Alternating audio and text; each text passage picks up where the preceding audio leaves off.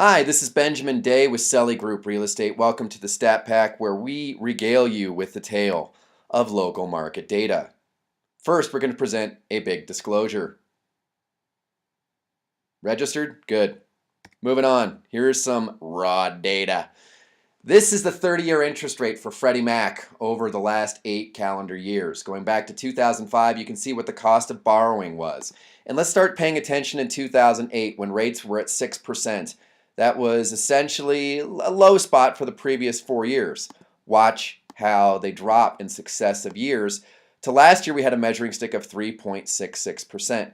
Now, if you look at the top left corner up there, you'll see that the interest rates were at 3.9%. January 2012. Where are they today? Hey, good question. About a 0.5% lower. That's where they were for the month of January. Now, presently, they're at 3.6 to 3.7. They've gone up over the course of the month of February. But if you see what a borrower actually gets for their money, you could see why low interest rates matter. At 3.5%, they're around $900 a month to borrow $200,000. That goes up 11% with each 1% increase in interest rate. And that translates to buying power. We also, over the last 8 years, saw a marketplace that sank in value. The biggest drop that we saw was between 2006 and the end of 2011, when we saw a 17% net drop in average sales price. But last year, we went up in value. We had lower inventory and we had an increase in demand. You'll see that the number of homes that sold in 2012 was the highest that it had been since 2007. And we also had an increase in price of 5.8%. If you couple those up, price drops along with interest rate drops, you get something called net change to buying power. And that was pretty dramatic in 2009.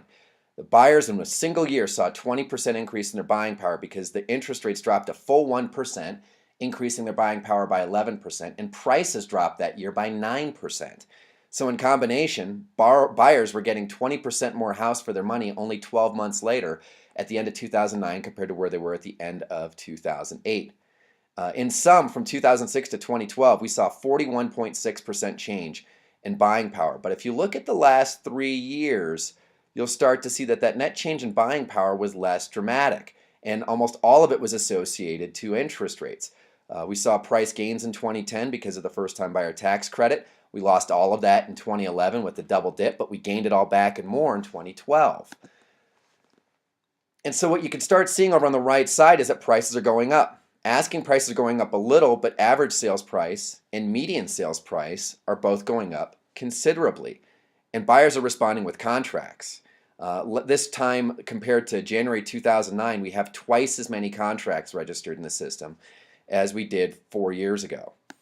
If you look at that in terms of the ratio between supply and demand, we call that months of inventory. We've never seen 4.5 months of inventory in January, but that's where we are right now. That's a better number than 2005. That's a much better number than 2006. It's considerably better than it was just last year.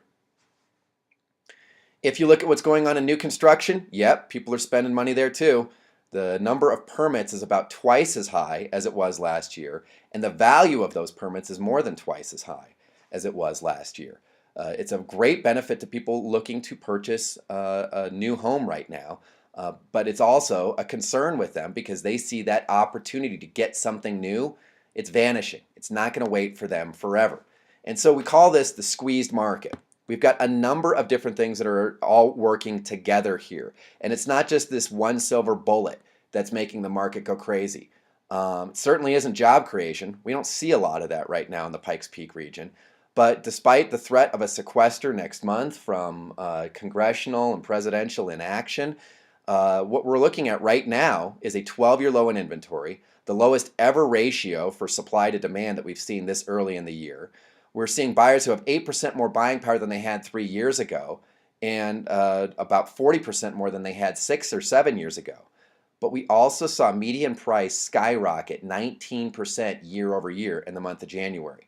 And when you factor that last year the rates were at 3.9% and they're effectively 3.6 to 3.7 right now, and then you take that essentially 3% gain in buying power from lower interest rates, but then you mix that over to the median sales price, which went up 19%, the cost of buying went up 16% for borrowers in the last 12 months, and you couple that with historic low inventory, and you couple that with historic pressure to the market, and we see prices going up because of that, and we see a stressed out market. We also think that interest rates have reached their bottom. We don't think that they're going to go rocketing upwards, but we do think that they're going to gradually and persistently climb across 4% as the year progresses. We hope this information was helpful. Give us a call if you need more help in real estate needs. Thanks.